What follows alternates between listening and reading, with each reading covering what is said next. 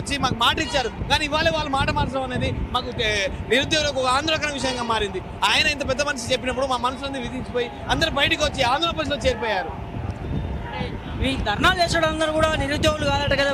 ఏదైతే ధర్నాకు వచ్చిన వాళ్ళందరూ కూడా పైసలు తీసుకోవచ్చు. ఇప్పుడు ధర్నాకు వచ్చిన పైసలు మేము పార్టీ కార్యకర్తలం కాదు, నిరుద్యోగులం మాత్రమే. ఈ ఆర్టీసీ క్లాసులో మీరు ఒకసారి వచ్చి మాతో మాట్లాడండి. మాతో మాట్లాడితే కదా మీకు తెలిసేది. మీరు ఎవరెవరితో తెలంగాణ దయాకర్తో పల్మూరు వెంకటతో మాట్లాడుతారు, అదే మాతో మాట్లాడండి. వాళ్ళు నిరుద్యోగులు కాదు కదా, పార్టీ కార్యకర్తలు. మేము నిరుద్యోగులం, మాతో మాట్లాడండి. మీరు వాళ్ళతో మాట్లాడింది నాకు అర్థం కాదు.